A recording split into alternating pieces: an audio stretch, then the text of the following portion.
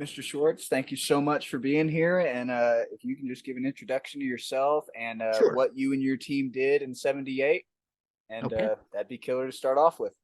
Okay. Well, my name is Barrie Schwortz. I was the official documenting photographer for the Shroud of Turin research project, the team that performed the first ever and only in-depth scientific examination of the shroud ever permitted.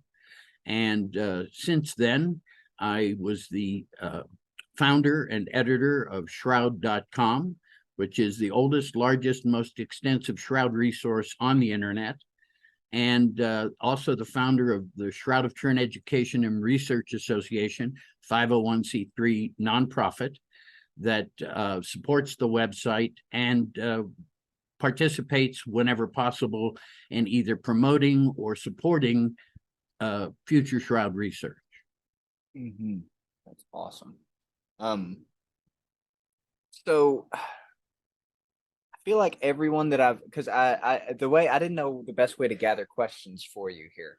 So what I did is I'm in a bunch of Christian Facebook pages and stuff like that, little groups, and so I just, hey, what are everybody's questions about it? And the one question, and it's not even really a question, it's kind of a I don't even know. It's like I get a lot of like back sassy remarks kind of, and all of them pointed straight at the '88 study and said, we thought this was over with, whereas I thought, and what the one comment that stuck out the most was, wow, people are still talking about the medieval shroud. And then they posted the link to the, I think it was Cambridge or Oxford '88 study. So can you go through that and why that's not quite that simple? Let's talk about that. First of all, just so that for the uninitiated listener and viewer, in 1978, our team performed the in-depth scientific examination with 5 days and nights, nonstop, working around the clock with no breaks, and collected a massive amount of data. And then we came back and spent the next 2.5, 3 years reducing that data, evaluating it, publishing it into peer-reviewed scientific literature. Our work forms the foundation of peer-reviewed science that exists to this day on the shroud. 10 years later, in 1988, after our team had done its work, and by the way, just for the record, almost all of our data pointed towards authenticity of this piece of cloth as being something from ancient rather than medieval times. In 1988, 3 laboratories were selected, and the situation there was so complicated that Joe Marino, who is also on our board of directors, is a well-known shroud scholar and author. He wrote a book on what went on behind the scenes before, during, and after the radiocarbon dating, and that book is over 800 pages, and every bullet that he has in that book also includes the source that he used to make that statement. So in other words, he verified every statement that he made in 800 pages with either links or references to where that data comes from. So Marino and his wife, may she rest in peace, Sue Benford, back in 2000, presented a paper at a conference in Italy.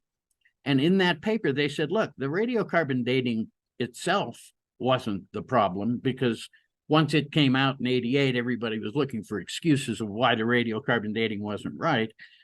Benford Marino said it wasn't the carbon dating that was wrong. It was the fact that they only selected one sample from one corner with no control samples taken anywhere else. And so that could be very misleading. Well, believe it or not, in the real world of science, once you've published your scientific information, you release the raw data so that other scientists can evaluate it and perhaps want to repeat your experiments. That's how science works. Repeatability is an integral part of the scientific method. For 27 years, they refused or ignored all requests for their raw data, which was very questionable. Ultimately, a French researcher who also happens to be a legal student went to England and used the Freedom of Information Act and forced the British Museum, which was the caretaker of the data from the 3 different laboratories, mainly because the chief researcher at the British Museum in 1988, Dr. Michael Tite, was also appointed to be the overseer of the 3 labs that did the dating. Ironically, we didn't know this at the time, he was in negotiation with Oxford to take a permanent chair over there anyway. And as soon as the radiocarbon dating results were released, and they were leaked before the paper was actually even published, Oxford received £1 million sterling, which about $2.5 million in 1988 dollars. Oxford received that anonymously for debunking the shroud.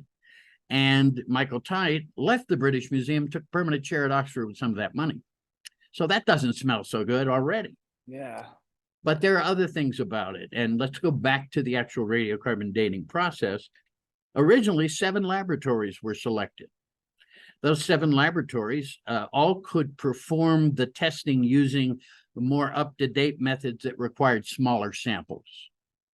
At the last minute, they canceled that, and they had spent several days putting together a protocol that said they would not talk to each other during the process. The labs would not communicate with each other, that they would do chemical analysis of the sample before they destroyed it in the radiocarbon dating process.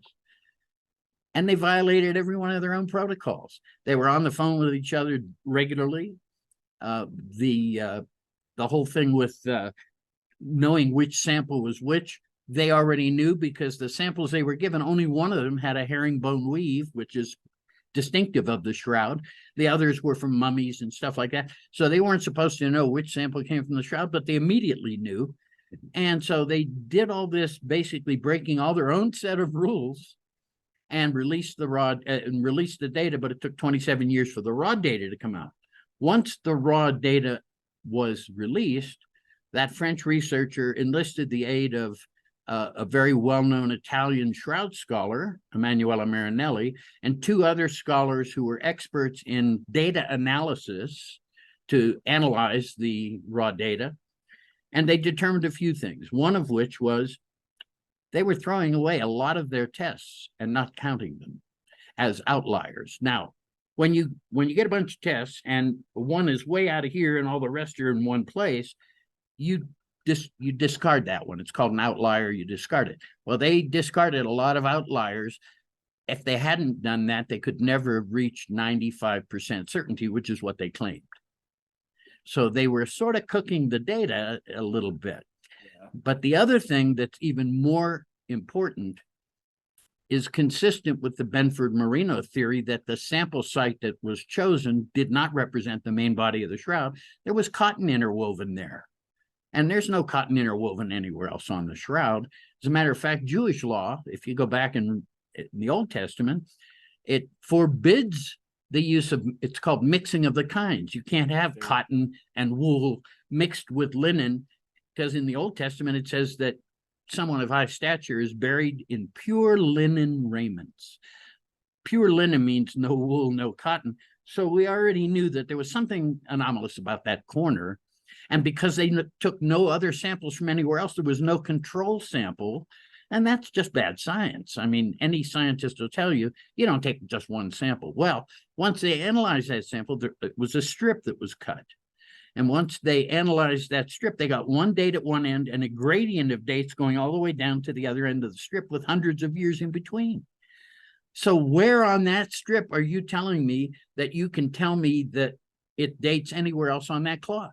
If that strip were continuous, homogeneous, and were the same at one end to the other, then we could look at the radiocarbon dating and say, well, that's probably an accurate or generally accurate date. But the fact that that strip showed hundreds of years of discrepancy from one end to the other tells us that where on that strip can you tell me is representative of anywhere else on that cloth? You can't. So what we have now on the radiocarbon dating, I think it's only taken, 30 years, but we finally get the honest answer, which is they radiocarbon dated a sample from the shroud, but that sample was anomalous and was not representative of anywhere else on that cloth. So the radiocarbon dating of the Shroud of Turin never actually occurred. They dated a repaired corner, basically. And of course, if it was repaired in medieval times, which it probably was more than once, the Savoy family that owned it used to cut corners out of it, commission an artwork, a copy of the shroud, and then sew little pieces of the shroud into the corners of the artwork to make them relics. So cutting pieces from the shroud, if you look at that weave, it's a, what is it, 3/2 herringbone twill or whatever they call it. If you look at that weave, if you cut into that weave, it's going to start unraveling. So now you're going to have to reseam it and resew it there to make it intact before you put a seam in to keep it from unraveling further. So we have all that shown in that area. And so it's obvious that the sample site chosen, the single sample site, which itself is flawed, negates the radiocarbon dating. It only took 30 years for the media to finally turn around and go, you know, they dated the shroud, but new evidence shows that the radiocarbon dating was flawed because they only used one sample and it was not representative of the shroud. Oh, man, it's so upsetting because that's all that I see anyone, I don't really see any other arguments against it besides just people saying they solved it in 88, and then yeah. Look, that's because people believe that radiocarbon dating is as infallible as DNA analysis. It's not. There are variables that come into play in radiocarbon dating that we don't have to deal with in the DNA analysis when we have DNA specimens. So the frustration is, how do you offset what the media has been told and what they've repeated countlessly now for 30 years? Well, it's not an easy task, because once people have that in their head, that's it. They don't want to hear anything else. They don't care about any new data. In fact, often they're suspicious of any new data. And yet that 800-page book by Joe Marino is the definitive answer to what actually took place. And believe me, I've only scratched the surface to tell you the story. You can get it before that. It's 1260 through 1380 or something. Yeah, 1260 to 1390, I think is what the date you can get it was. Before that with absolutely.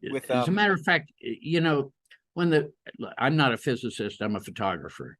And so when the radiocarbon dating date was announced, blasted in the media, a lot of us who had been involved in the study of the shroud, not from any religious point of view, but purely from a scientific point of view, ultimately realized something had to be wrong. But not being physicists ourselves, we couldn't challenge the radiocarbon dating. We didn't know what the problem was. We just knew that there was plenty of evidence showing that it existed much earlier than the radiocarbon dating said it did. Mm-hmm. There are references to, of course, it wasn't called the Shroud of Turin before it got to Turin in 1578, so it didn't have that same name. It was called the Holy Shroud, I think, or in Italian or in Spanish, Santo Sindone. And so we know that the shroud existed well before that. And I think one of the best examples is an illuminated Hungarian manuscript that's in the museum in Budapest, Hungary. It's called the Hungarian Praecodex. It's a small illuminated manuscript. And the artist who illuminated it, probably a monk, I would guess, drew the shroud being wrapped over Jesus's naked body, which, by the way, look at all the historical Christian artists always included a modesty cloth, because that's artistic license. The man of the shroud doesn't have a modesty cloth, he's naked. This illuminated manuscript shows a naked Jesus being wrapped in a shroud, and they simulated the herringbone zigzag pattern of the weave. And there are a set of L-shaped burn holes in the shroud that predate the 1532 fire that caused the big damage that's the very obvious damage. Those L-shaped burn holes were in the shroud prior to 1516 because an artist made a copy of the shroud for the Savoy family in 1516 and included the L-shaped burn hole. So we know they predate the 1534 fire. And if they predate 1534 fire, now you got to look at the date of the Hungarian Precodex, 1195, immediately blowing away by 70 years, the earliest possible date given by the radiocarbon dating guys. Yeah. So we knew there was something wrong, but none of us were smart enough or wise enough or of the appropriate discipline to be able to challenge the carbon dating. Yeah. It wasn't until Benford Marino's theory that there had been some repairs done using a technique called French invisible reweaving, which ironically was pioneered in the French court at the same time that the shroud was in France. What a coincidence. Yeah. And it makes sense if you have a technique for doing really high quality repairs and you've got the shroud, it makes logical sense that you would apply that technique if necessary to the shroud itself. Yeah. And that's what they did. So there's plenty of evidence now that supports the shroud is much earlier dating than the radiocarbon dating of 1988 said it was. Yeah. But you also have to look at the impact that radiocarbon dating had. I personally believe that the three labs understood that claiming the shroud was a fake was going to garner a lot more attention than claiming the shroud was authentic, because then they'd be criticized by the scientific community as well, where if they said it's a fake, it was going to make a big bunch of news, which it did. Yeah. Banner headlines around the world, shroud is a fake. And they used it to promote radiocarbon dating, which today is a multi-million-dollar industry. Yeah. So in that respect, they succeeded, because you can today read articles that talk about radiocarbon dating, not necessarily about the shroud, but they always start the same way. Radiocarbon dating, you know, the method that they used to prove the Shroud of Turin was a fake. So that's still being repeated and repeated and repeated, often in scientific papers. So I can understand where the public would shrug their shoulders and go, well, they proved it's a fake. That's the end of it. Yeah. The problem is no such proof exists. And the frustration is that, I mean, I've spent 27 plus years, almost 28 years now, on the internet since 1996, trying to offset the false information that came from that radiocarbon dating with other information that shows evidence of its existence in history well before the earliest carbon date. Yeah. So, but, you know, people will believe what they want to believe. And I think that people said to me, well, why aren't people willing to be open-minded about the shroud? Because it can challenge your worldview to such an extent. If you accept if you're a skeptic and then you turn around and have to accept that the shroud's authentic, you have to change your entire worldview. And you know, we humans, we don't like to change anything, including our underwear. So, you know, so Exactly. bottom line is, those kind of changes don't happen, and people just continue to stay comfortable in the opinions that they've already formed, rather than being open to new data, because that's how science works. When new data comes out, it may make you look back on your previous conclusions and say, well, this new data shows that I was wrong about that conclusion. Yeah. Science is self-correcting. That's how it works.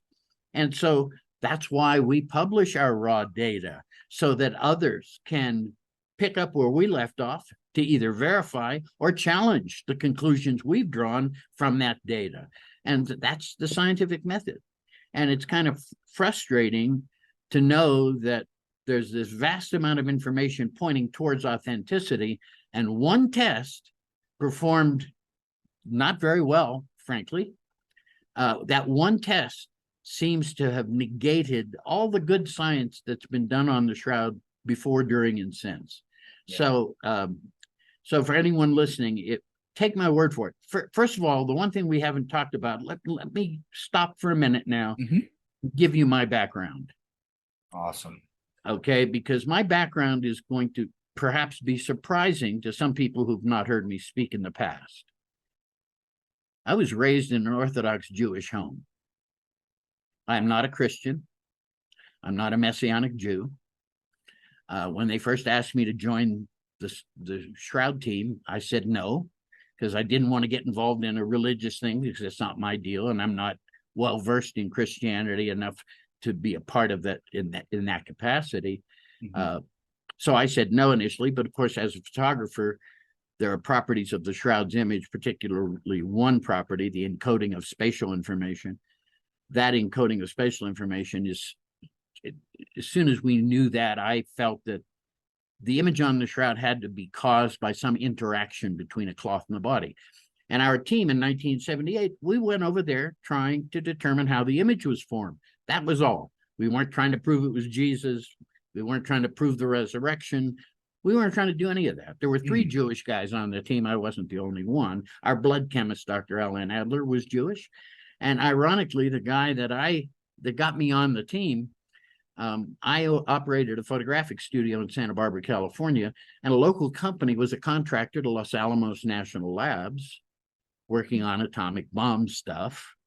And they contracted me for 7 months to be a photographic consultant on a project that had to do with atomic bombs. And at the end of that project, I finished working with this guy. We ended that project. And just a few weeks later, he called me again. And when you're self-employed, and you might understand this, the phone rings, you're praying it's the next job. Yeah.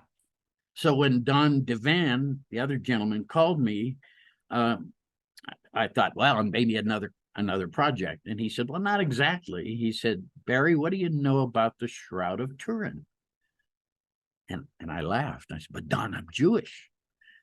And Don laughed and said, so am I, remember? He was the other Jewish guy on the show. I was invited onto the Shroud team by a Jewish scientist, okay?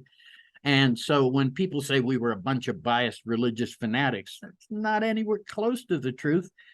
People have criticized me for not publishing the religious affiliations of our team members on our website. I don't know the religious affiliation of our team members. I know a few. I knew who the three Jewish guys were. I knew Vern Miller personally. I knew he was Mormon. I knew Ken Stevens, who was an evangelical Christian. But as far as all the rest, our religious affiliation was never a criteria for membership on this team. Yeah. Our skill set, could we perform the scientific tests that were being designed? And that's how we were chosen to be on that team, because we had the skills to perform the tests that would be required to answer the question. And our purpose was to answer one question: how's the image formed? Is it a painting? Is it a scorch? Is it a photographically made image? Is it a rubbing? And so our team went there to answer that question: how's the image formed? And in the end, we were unable to come up with a mechanism that could create an image with the same chemical and physical properties documented on the shroud.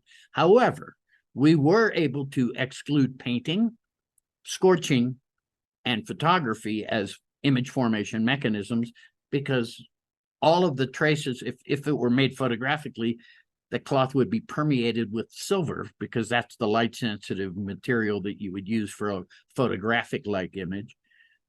No silver anywhere on the shroud, not even one microscopic particle. I think there was one little bead of silver found, most likely from the 1532 fire, was in a silver melted onto it, right? that dripped, yeah. But it was a microscopic little bead. That's it. If the shrouded image had been made photographically, that image would have been covered with silver. We'd have found silver throughout the image, more in the image area than in the non-image area. And those who propose that theory say, well, in their test, they soaked the cloth in a silver solution. That means the whole cloth would have been permeated with silver. We didn't find any, and our pyrolysis mass spectrometry capability could detect 1 part per billion of any of these elements or chemicals. So we didn't find any. So we've eliminated photography. There's no paint or pigment, and I knew that in the first 15 minutes. We photographers always have a 10x magnifying loop in our pocket. And so I was up there looking at the shroud in the image areas, looking for paint, pigment, binders, the kind of things one would expect to find if it were a painted artifact. There's no traces of that, none detectable at all. So I knew within 15 minutes that whatever this was, it wasn't a painting. Obviously, our scientific tests over those next 5 days and nights, once that data was evaluated, proved that it's not a painting, a scorch, or a photographically made image. So although we can't tell you how it was made, we can tell you what it's not. Yeah. Not a painting, not a scorch, not a photograph. So what What are the current theories from a non-religious view? What because I've Well, heard people say things like a off put a gas from the pores, yeah, things like that that. would, Is that? yeah, see that particular theory would make it a chemical reaction. And frankly, that's the theory that I favor Mhm. because there's depth or distance information encoded into the lights and darks of the shroud's image. As an example, where the cloth touched the body, tip of the nose, top of the hands, the image is darkest. As the distance between cloth and body increased up to about 3.5, 4 centimeters, inch and a half, the image grows more faint. So it encoded distance information into the density of the image. A chemical reaction can do that. Light, on the other hand, which travels 186,000 miles per second, what's going An to inch, attenuate yeah, an light inch over is an inch? nothing. You're going to Yeah. get the same reading here as you get here. It's not going to, it can't be light. And if you look at the microscopic images of the Shroud's image, you can see in Mark Evans' photomicrographs that you have fibers that are yellowed that comprise the image, and immediately adjacent to them are uncolored fibers that are not part of the image that we see. And so that immediately tells you that light can't be the solution. Now, I'm no expert in radiation. Some people are saying there was some kind of radiation emitted from the body. Well, maybe there was, but that goes beyond the realm of science. There's no way to test that scientifically. Uh-huh. And let's face it, the scientific method is rather restrictive. Science has to stay within the observable and the measurable. Faith, on the other hand, has no boundaries. Yeah. So if you want to look at it from a point of faith, who cares what the science says? Believe what you want to believe. But if you're looking for a scientific answer, we're restricted. We cannot use an unknown, the mechanism of resurrection, Yeah. to prove another unknown, the mechanism of image formation on the shroud. And personally, coming from my background, I can accept the historicity of Jesus. I believe he existed. I believe that all that was done to him that's documented in the New Testament happened. And so here we have evidence of that man whose life today has more impact than when he was walking on this planet. Yeah. And so I can understand people of faith looking at this and saying it's a miracle, it's proof of the resurrection. But from a scientific point of view, we can't go there. And so I tell people, look, if that's your belief, then who cares what the science says? Ignore the science, believe what you want to believe. But if you're looking at it the way we did as a scientific research team, we have to stay within those confines. And so my personal belief, and again, I'm just speaking for myself now, is that the chemical reaction proposed by Ray Rogers, the organic chemist from Los Alamos National Lab, who is the head of the chemical group on our team, that was his theory. And there's some testing going on right now. That's because he passed away in 2005. And he was still trying to work on this. He wrote an when he passed. article right before, correct? He He did. passed. His article was published in Thermochemica Acta. We all read that, don't we? Yeah. Right. But it was published in Thermochemica Acta, and it showed for the first time that the sample that was chosen was from an anomalous area that did not represent the main body of the shroud cloth, and consequently could not be used as a date signifier for anywhere else on that cloth. Rogers believed that his chemical reaction was part of the answer. He was looking for the rest of the answer because the gases, in his theory, had to be collimated and work in a vertical manner. And so he was looking for what might have done that to get the resolution that we have on the shroud, because historically, something that's formed by gases is going to be rather blurry and obscured, and the image on the shroud is very distinct. Well, there's a new paper that we haven't yet put on the website because it came out just after I did the latest update by Dr. Kelly Kearse, who's a blood and chemistry expert and DNA expert. And he found in working on Rogers' Maillard reaction, that's what the name of the theory is, he was working on that, and he performed an experiment and determined that the combination of contact with the body and the distance correlation combined can give you a much higher resolution result than just the outgassing alone. So steps are being taken in that direction to help verify that perhaps Roger's theory is the best natural explanation for the shroud. And people say to me, well, they've already had their shot at it. Now it's time to call it a miracle. And I always say, one set of tests performed 45 years ago, which raised as many new questions as tried to answer the old ones. I said, that is not enough for me to exclude the possibility of a natural explanation, not in my mind. We don't have enough data to say that it couldn't be done naturally. And, I'm not a theologian, but if God wants to make an image on a piece of linen, does he need to go outside of the universe he created and the science that he gave us? He doesn't need to do magic tricks. And so if he wants to make an image, if there is a mechanism that exists in this universe he gave us, then why wouldn't he use that mechanism and make an image on a piece of cloth using a natural set of items, the way he did it? Why wouldn't he just make it that way? So again, I can't speak for God. That's not my position. But I feel this, that it would be nice for us to go back and do another comprehensive set of non-destructive tests, just like we did before, using 21st century technology, which is more refined, which is higher resolution, which has got greater sensitivity than the instrumentation we used in 1978. And perhaps some of the unanswered questions that remain could be answered by another set of tests. But you have to remember, we brought back this massive amount of data and about 1,000 new questions along with it. So, our goal was to have a second go round. We put together the proposal. It was submitted to then Cardinal Ratzinger, who became Pope Benedict eventually.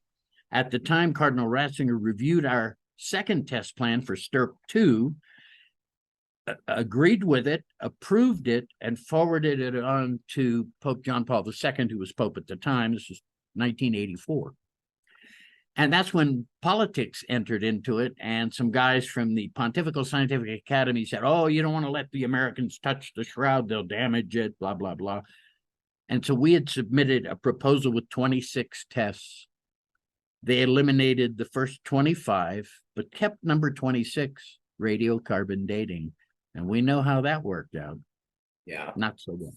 And so it's been very frustrating for those of us. Of course, most of our team now, there are only about a dozen of us left alive.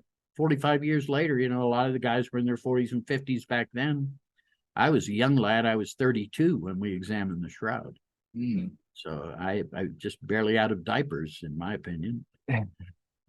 Is it still in? So then who is is Pope Francis the owner of the shroud? He is now. So in for over 500 years, the Savoy family, the monarchy of Italy, were the owners of the shroud. When we examined it, it was King Umberto who gave our team permission to examine it, not the church. Oh, that's super cool. Yeah, if it had been left to the church, we would have never been given permission. That's my opinion. But King Umberto said yes.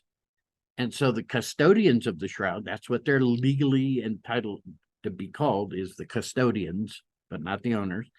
They had to go along with it, but they were not happy to have a bunch of Americans from big name laboratories show up when they'd been never been given that same permission. So they were not happy to have us there. I can understand why there would be some resentment, but so it seems more of like personal resentment, because I've been listening to before doing this. I've been listening to a bunch of your talks over the past couple of days, and you were talking about, they didn't want you guys doing it, but they had used push pins and stuff on it, and you guys had thumbtacks, and you guys had created a whole idea with Teflon and magnets, and just went so above and beyond, thinking of every little thing. And it was just they had been, not that science is pretty new in the grant, real hard science is pretty new. So, them rolling it up for the past couple Yeah, centuries before that who cares? But but thumbtacks and then to complain, I mean, yeah, they thumbtacked it to a piece of wood. And just for those who might not be aware, our team designed a special steel table big enough to support the entire shroud flat, and then fastened it around the periphery using magnets that were coated with a plastic so that they would leave no metallic particles on the shroud. And we had to package that up and ship it over to Turin. There was a massive steel table, and unfortunately, we got us remove, I don't know, 100 thumbtacks, and each place there was a thumbtack was a little circle of rust and a hole, and they're worried about us. Yeah. So we caused no harm. Teflon, that's what they coated the magnets with, Teflon, because it's impervious and it's not going to leave any residue or anything. So we were ultra careful. But look, think about who our team members were. They represented Los Alamos National Laboratory, Sandia Laboratory, the Air Force Weapons Laboratory, and many other high-quality research facilities. And thank God that those guys were as meticulous as they were, because these are all nuclear weapons guys. And if they make a mistake or do something sloppy, they could blow up the whole planet. Yeah. So the way I see it, we set the bar very high for how one would go about examining the shroud. And remember, nobody had ever done it before. So it wasn't like we could go to a book where somebody else had paved the way, and we had to figure it out on the fly as we were going. And considering who these men were and what organizations they represented, I learned about scientific integrity and empiricism from these guys more than I learned anywhere else in my entire career. These guys were fanatically empirical and did everything by the book 100%. And look, it wasn't lost on any of us that because of the subject matter, there was going to be extreme scrutiny on everything we did. Mm-hmm. So that made us even more careful about everything we did, about everything we said, about all the conclusions we drew, to stay within the realm of science, to not overstep those boundaries and go beyond what the data actually showed. And that's what I learned from these guys. A couple of them used to yell at me all the time, follow the data, do an experiment, follow the data. So I learned it from some of these hardcore grizzled old timers, but they were the most empirical bunch of scientists I've worked with in my entire career, and I've worked with a lot of them since. No one is better at sticking to actual science than this group of scientists that I was fortunate to be a part of. Awesome. I was listening to a talk by Father Andrew Dalton. Andrew Dalton. There you go. Okay. Wow. Whoa. Get out of my head. He was talking about taking the shroud through tradition all the way back to oh goodness, I think, was it Jude who took it? One of the apostles took it to a king that had written a letter to Abgar, King Abgar. Abgar. Okay. Have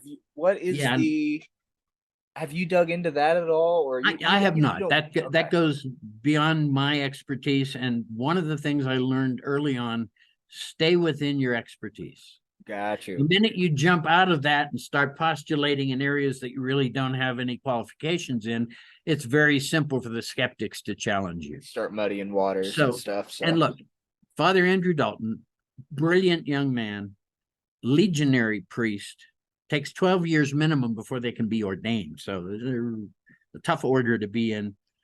Was one of my students. I teach a course on the shroud at the Pontifical University in Rome.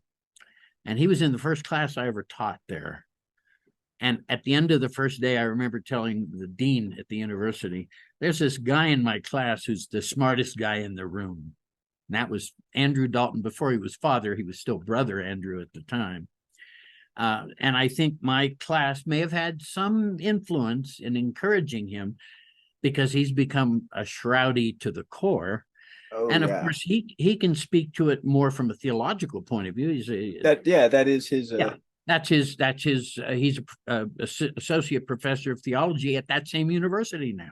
that's awesome. So, but he's a brilliant speaker. He's a wonderful personal guy. I mean, he's a good human being, and a shining example of what a good priest can do and the kind of work that he does. And he's become very well known. He did a 3+ hour That's the podcast, one I listened the one to. that you saw. I'm Yes, sure we sir. linked to it. Sunday. I mean, that was awesome. And that was all the stuff that I had never heard before. Was this more of the tradition, the church side of things. I've heard, Yeah, this. and That's yeah, you awesome. It's can, super cool. It's just you, yeah, you separate can from what I hear people talk about. yeah, you can understand why I don't go there. I'm not qualified to have to speak on those topics. Um, and so I defer to the experts in those topics, just like our team needed an expert chemist. And somebody said, well, I know this chemist at Los Alamos, Ray Rogers. He's the director of the chemistry division over there and has experience in archaeological things. So that made him a perfect candidate. And he became the lead chemist of our chemistry group on our team. And so that's how the team was formed. Just like when Don Devan, who was there when they put an image of the shroud into a VP8 image analyzer, which takes the lights and darks of an image, you input it with a black and white camera, displays it on a green screen. You've probably seen that image at some point.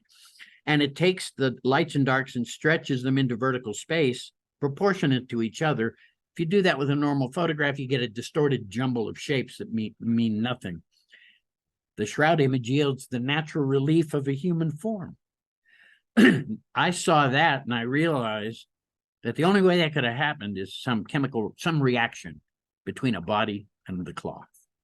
So that's what hooked me, that aspect of the shroud's image, that property, because that told me that this couldn't be a photograph. I mean, look, I can imply depth in a photograph by using highlights and shadows. That's what we photographers do. But I can't encode distance. That's not possible. Yet the shroud encodes distance between cloth and body. And that tells me there had to be some interaction between the cloth and the body. And that's why once I thought about that and realized that, that's when I joined the team. So like I said, there were 3 of us on the team, Don Devan, myself, and Al Adler were the Jewish guys. And beyond that, I don't know. Look, I'm sure that those of the Christian faith that were on our team probably responded to the shroud more emotionally than I did. I didn't have any emotional attachment to Jesus other than knowing he was one of our guys, Yeah, he was a Jewish man. So I knew about that. I was raised in a neighborhood that was half Italian and half Jews. So Catholics and Jews side by side, intermingled, never a problem. We were raised to see that man with the collar, that's a priest. You treat him the way you would the rabbi, the same with the sisters, the nuns. There was never any problems. We all got along like family. And so, so I was exposed to that. So I never had any biases along those lines. I just knew that, our beliefs were different, but we all believe in the same God. So it's not like, but one path is maybe a different path to get there than the other. Who's right or wrong? Well, certain faiths will claim that ours is the only path. And, I don't know. The way I see it, when I talk to God, he seems to listen. And I can do that, and I don't have to be in a church or a synagogue or a mosque or any special building to read any special words out of a special book.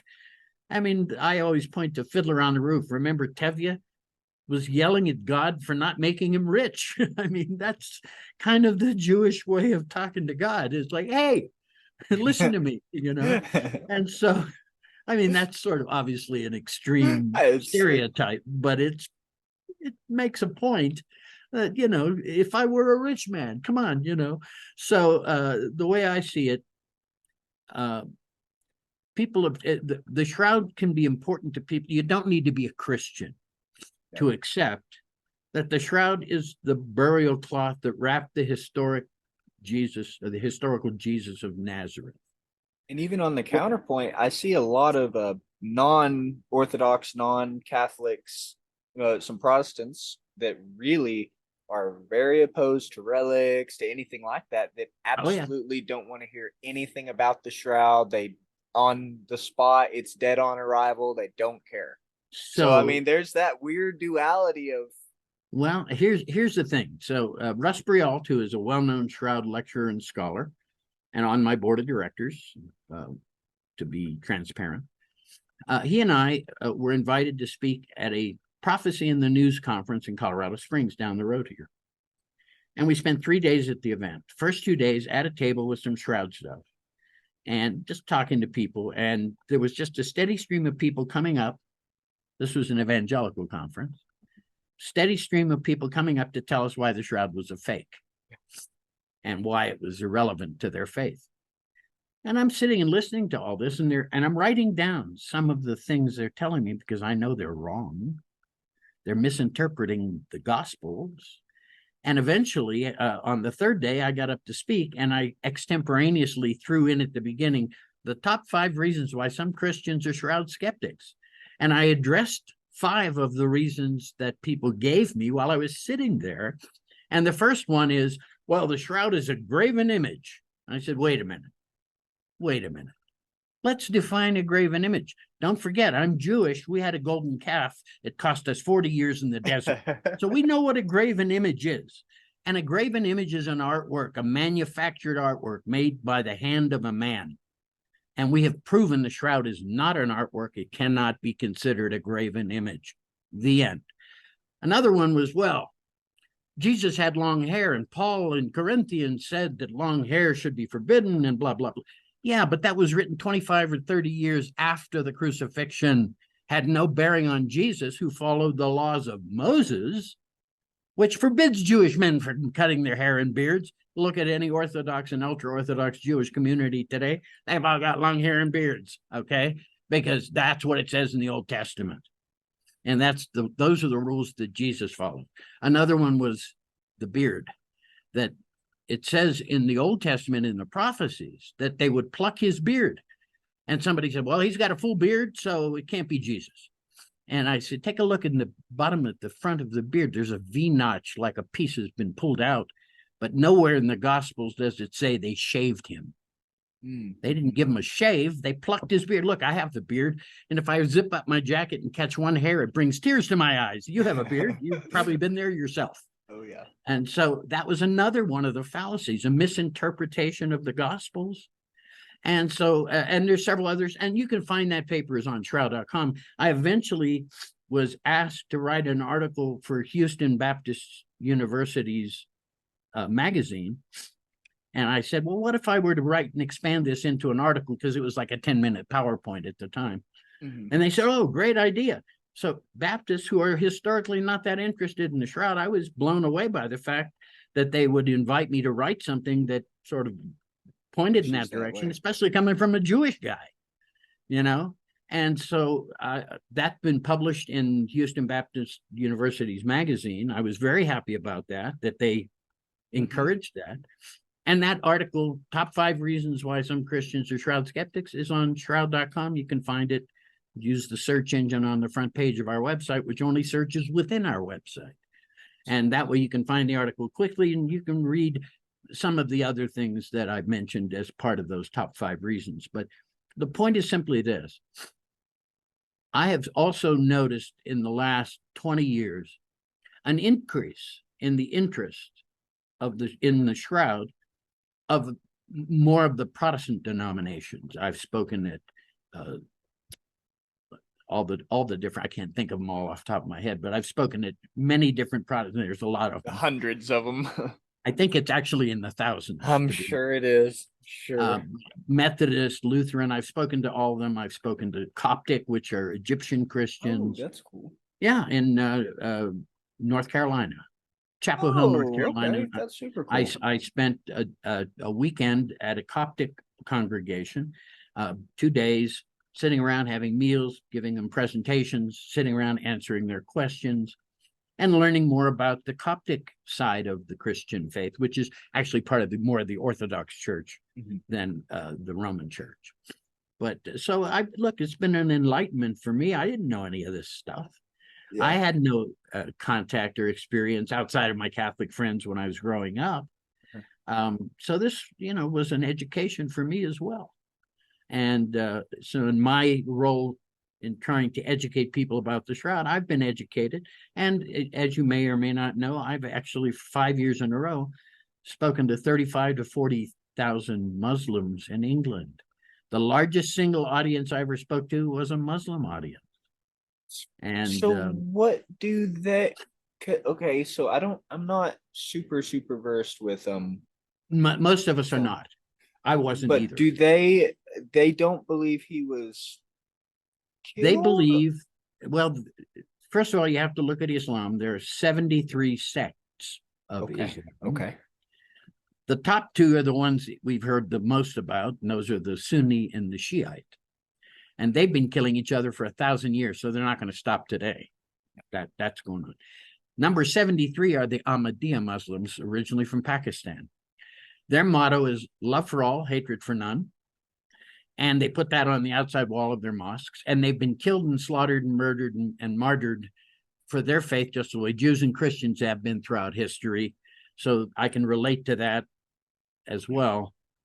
And so when they invited me, just like you said, we didn't know much about, and I told them this. I got up and they asked me to make a speech to 35,000 people. 5 minutes they gave me. And I got up and I said, look, I have to be honest. I was quite apprehensive about coming here to speak to you because you invited a Jewish man to discuss a Christian relic at a Muslim event. Whoa, that is well. And because I didn't have a script, I wasn't reading. Because I was up on the main stage, I was invited up to make that, and they saved me for last. And ahead of me were all these politicians, ministers of parliament from England, They all got up to the podium and pulled out a speech and started reading to the audience. And they got a nice little applause at the end. I got up, and I didn't have anything prepared. So I got up and I saw their motto on the back wall of this giant marquee that we were in. And I said, well, look, there's your motto. And I said, I'm a perfect example because, and then I said what I just told you. And they realized that I was just being straight up honest with them and talking to them, not reading to them. They cheered me like they cheered none of the previous speakers.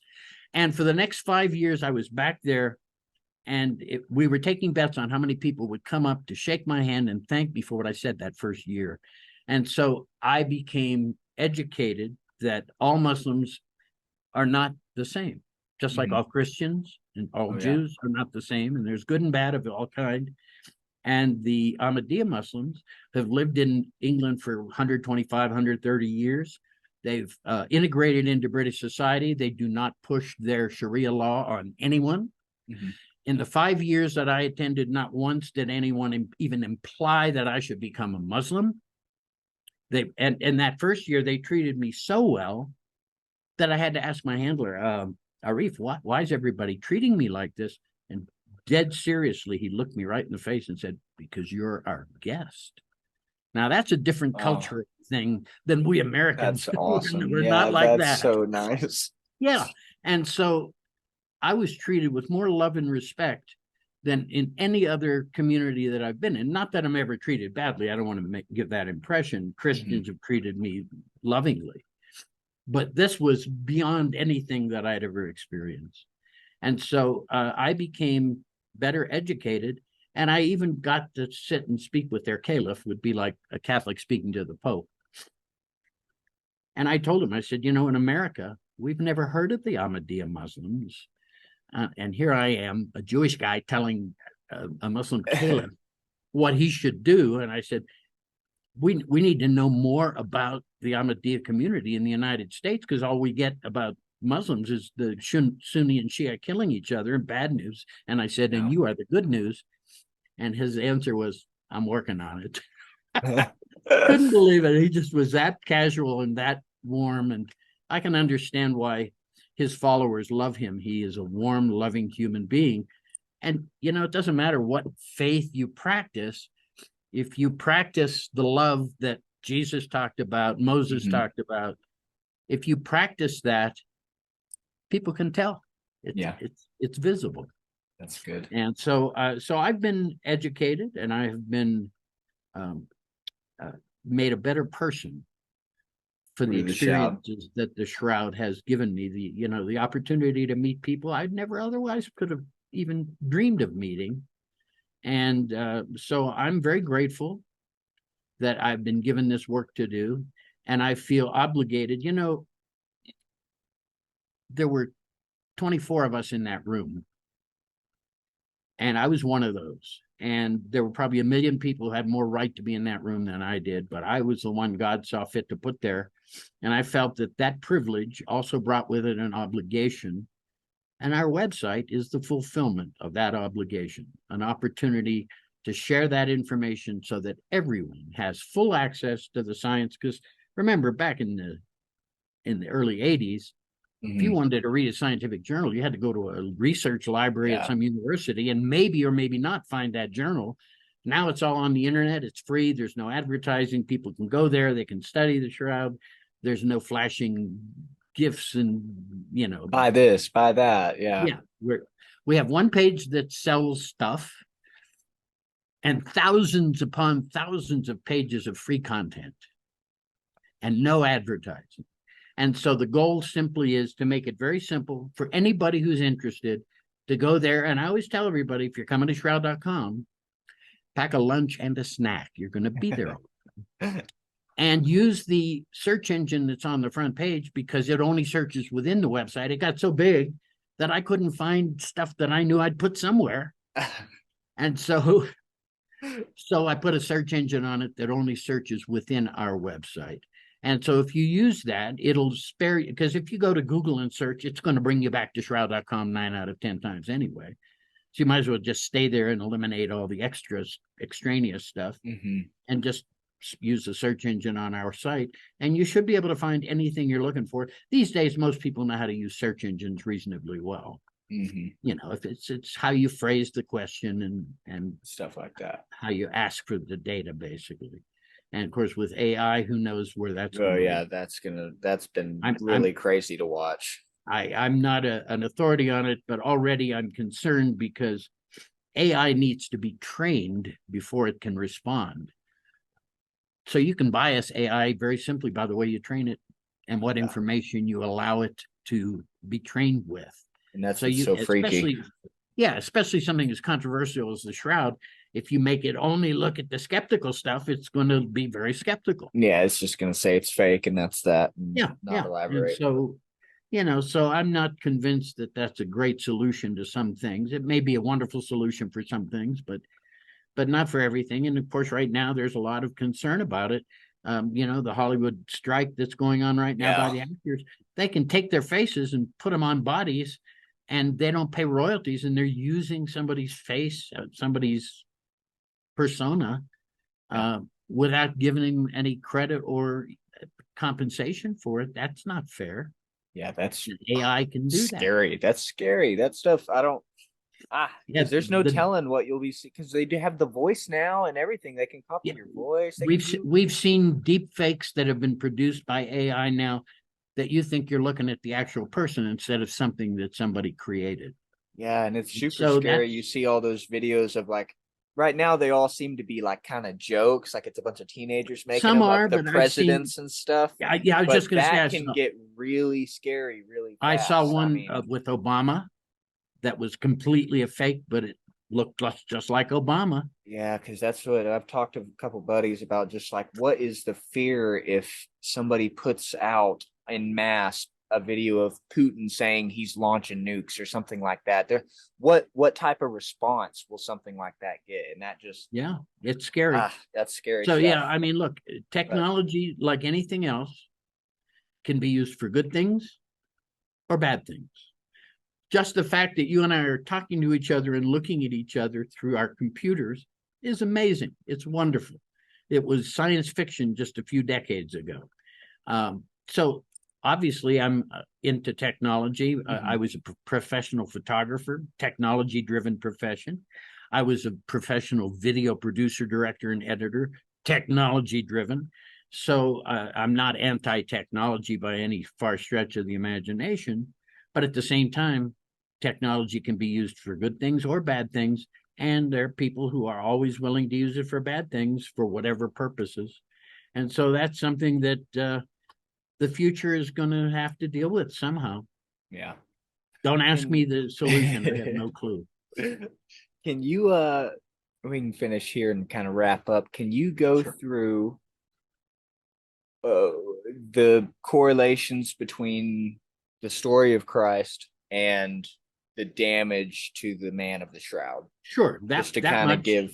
Yeah, that I'm qualified to do because everything that it says in the Gospels, from a cap or crown of thorns, from a spear wound in the side, from flogging from a Roman flagrum, to the crucifixion wounds in his hands and feet, are all forensically accurately documented on the Shroud of Turin. Now, modern skeptics have tried to duplicate the shroud, and they can't even get close to coming close to what's actually on that cloth that's been documented. Forensically accurate blood stains. You think some medieval artist could have done that? Especially since it's actual blood, and according to the forensic experts, the blood got on the cloth by contact, not by a brush. Nobody painted Yeah. them. So, and the forensic experts who are blood stain analysts themselves can look at it and say that those are legitimate, real blood stains from contact with a human body. So everything that the Gospels tell us was done to Jesus is accurately documented with forensic accuracy on the shroud. Now, here's one I point out to people that sort of dispels the idea of an artist being behind it. Think about this. Historically, artists will show Jesus being whipped from behind, right? And his back is shredded. Mel Gibson did it in the movie, But if I'm standing behind somebody with a whip, 3-thonged leather whip with lead weights on the end of it, and I take a baby step closer and I hit that guy, they're going to wrap around. They're going to hit the front of the body as well. Yeah. And on the man of the shroud, his not just his back is covered with flagrum wounds, but also the front of his body. No artist has ever thought to do that in the history of Christian art. Nobody's ever shown Jesus being scourged on the front of his body. Yeah. But that's what we see on the shroud, making it more realistic than any Christian artwork in history. Pretty amazing. And because it really gets to the, because the other, you get the argument of people making the carbon dating argument, and then they'll say, well, that time period they were faking a lot of relics and stuff Yeah, they like were. that. But they definitely were. We have more cross pieces than we have. Yeah, you can probably build Noah's Ark from all the pieces of the cross. That's exactly. So that is absolutely true, but we can't recreate it. And how is it going to be that accurate for them to be how many test trials did they have of oh, that one's not good enough, crucify somebody else, let's try again? That's ludicrous. Obviously didn't happen that way. And look, when you look at the shroud and you realize that we live in the most image oriented era of human history. Everybody's got a phone with a camera and a computer attached to it in their pockets. Modern science and every attempt to duplicate the image on the shroud, no one has come even close. You can make something that looks like the shroud. My photographs have been on the internet for 3 decades. But when you get closer and you look at the actual chemistry and physics of these duplicates that people have attempted to make, they're not even in the ballpark, and they can't deal with the blood. And here's the issue with the blood. The blood got on the cloth before the image was formed. Think about that one for a minute. There's no image under the blood. So the blood was there first, and it prevented the image from forming wherever there were blood stains. So an artist would have had to put the blood stains on the cloth forensically accurately before he put the image on. Okay, I had heard you say that, but I hadn't put those 2 and 2 to. You'd have had to splotch some blood down and then draw a person around it, or however. That's. Yeah, come on. Okay, it's totally ludicrous. I get that. So when people ask me, well, what is it that convinced you, a Jewish guy, that this is authentic? I said, all of the above. It's Yeah. not one thing, it's 1,000 little things that, when you put them all together into a pile, far outweighs what the skeptics tell us. And, you know, in a courtroom, you go by the preponderance of evidence. And right now, in my mind, the preponderance of evidence tells me that this is legit, that this is the honest cloth that wrapped the historical Jesus. That's not a commentary on whether or not he was the Messiah or whether he was nothing to do resurrected. with that. Those are a separate issue. But I mean, even my little Jewish mother believed it was authentic. Let me kind of end on a cute little story about my Jewish mother. I was back in Pittsburgh for a high school reunion. And my friends, before I came back, said, "Oh, while you're here, why don't you do a shroud talk while you're here in Pittsburgh?" And I said, "Well, arrange it." So the Archdiocese of Pittsburgh gave us a venue, put it in the bulletins. So I gave a shroud talk. And of course, being in my hometown, my mother was there, my brother was there, my cousins were there, you know, the family comes. Awesome. And we're driving back afterwards. It was a wonderful event, very well attended, 400 or 500 people. It was huge. We're driving home, and my mother is absolutely silent. And I always say this, when a Jewish mother is silent, be afraid, because that's scary. They're not usually silent, okay? So I finally turned to her and I said, "Okay, what do you think?" And she said, "Well, of course it's authentic." Now, it took me 17 years after leaving my DNA on it before I became convinced. My mother hears one lecture and she's convinced. I said, "Wait a minute, what makes you say that?" And she said, "Barrie, they wouldn't have kept it for 2,000 years. If it had belonged to anyone else, it wouldn't have mattered."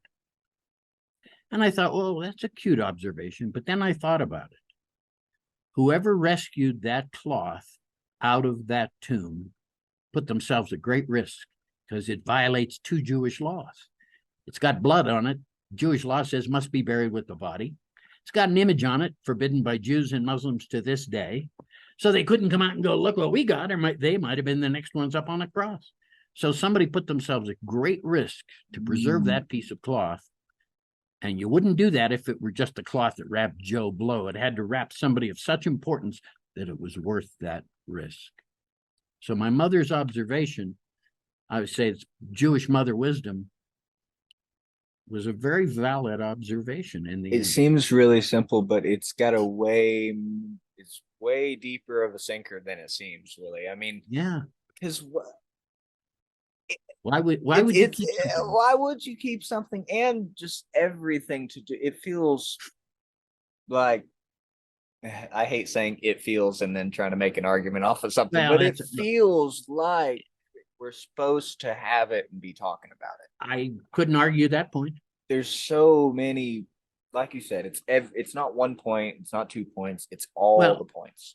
Let me point something out that, you know, people make a big thing about the shroud, but the answer to faith isn't on that cloth. The answer to faith is in the eyes and hearts of those who look at it. Jesus said the kingdom of God is within us. So it's up to each of us individually, from our own perspective, to look at that cloth and decide, what does this mean to me personally? So the answer to faith, not on the cloth, but in our eyes and our own hearts. We have to make those decisions. The cloth is just a piece of cloth. I couldn't ever say anything to end better than that right there. So I'm gonna end it there. This was awesome. I'm so thankful for getting to talk to you. And I'm gonna end the recording. And if you can just stay on for a moment afterwards, and then I will get with you. So thanks, everybody. Oh, absolutely. Yeah, before you end, let me just say thank you, Brick, for inviting me on your show. Absolutely, sir. Anytime. I'd love to do it again with you at some point. I got to find some harder questions for you, it seems like, though. This was too easy. You walked through everything. Well, I got a 45-year head start on you, brother. That's true. That's true.